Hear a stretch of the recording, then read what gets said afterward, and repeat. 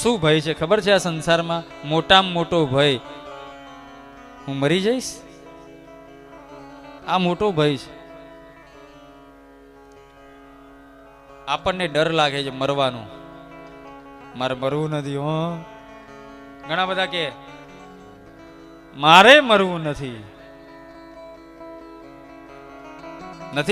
મરવાનું કોને ડર ના લાગે? આખા ગામને લાગે.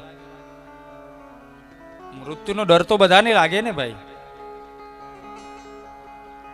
અહીંયા એ જ કહે છે સંસારનો જે ભય છે અને એનું નામ છે મૃત્યુ, અને જે મૃત્યુનો ભય લાગે ને એ મૃત્યુના ભયનો નાશ કરવા વાળી આ ભગવાનની કથા છે.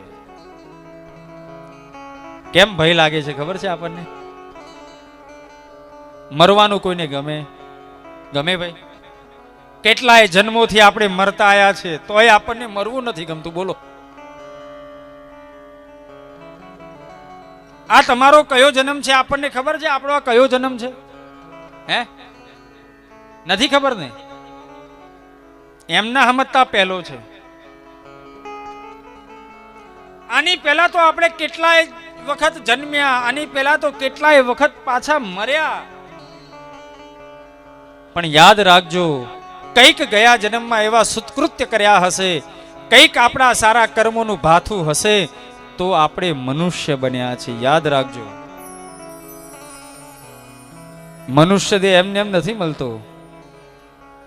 કોઈ કવિએ સરસ લખ્યું છે, ઈશ્વર કૃપા કાંઈક યજ્ઞ કરો, માગ્યું તે મળનાર નથી. અરે મનુષ્ય દેહ હિંગોળો મળ્યો, શું એ હરિનો ઉપકાર નથી? અરે ભગવાને આપણને મનુષ્ય બનાયા, એનાથી વિશેષ આપણી ઉપર શું ઉપકાર હોય? હે, તમે વિચાર કરો. ખાલી આંખ બંધ કરો બધા. એક માર આંખ બંધ કરો. આંખ બંધ કરો બધા. કરી? અહીંથી આમ ચોરી છુપે દેખવાનું નહીં. આમ હો, આંખ બંધ કરો.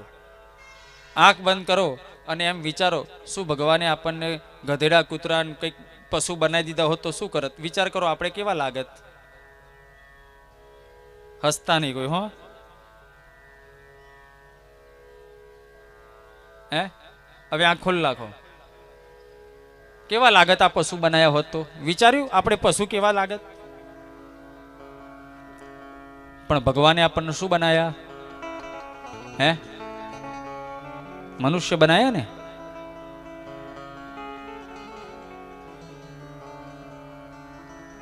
પેલી આપણે પ્રાર્થના કરીએ છે ને, ઓ ઈશ્વર ભજીએ તને, મોટું છે તુજના,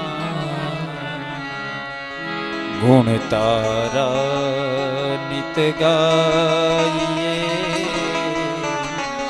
થાય અમારા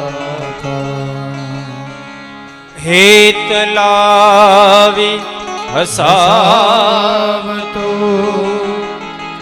સદા રાખીએ દિલ સા, ભૂલ કદી કરીએ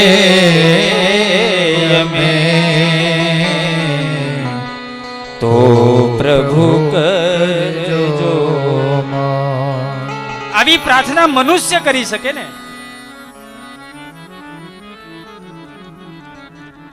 ઉમાશંકર જોશીજીની આ કદાચ હું ના ભૂલતો હોઉં તો એમને આ ભાવ પ્રગટ કર્યો છે. ખાલી આટલી નથી, બહુ મોટી પ્રાર્થના છે, પણ આવી પ્રાર્થના મનુષ્ય કરી શકે. આપણે બધા મનુષ્ય છે વાલા કુટુંબીજનો, અને મનુષ્ય અવતાર એમને એમ નથી મળતો. મનુષ્ય અવતાર બહુ કંઈક જન્મના સત્કૃત્ય કર્યા હોય ને ત્યારે મળે છે. આપણે આપણું જીવન ભૌતિકતા તરફ ન લઈ જતા આધ્યાત્મિકતા તરફ લઈ જવું જોઈએ. મહેનત કરે બધું ભેગું કરી શકાશે વાલા કુટુંબીજનો, પણ આધ્યાત્મિકતા અને ભગવાનનું નામ એની કૃપા વિના નહીં મળે.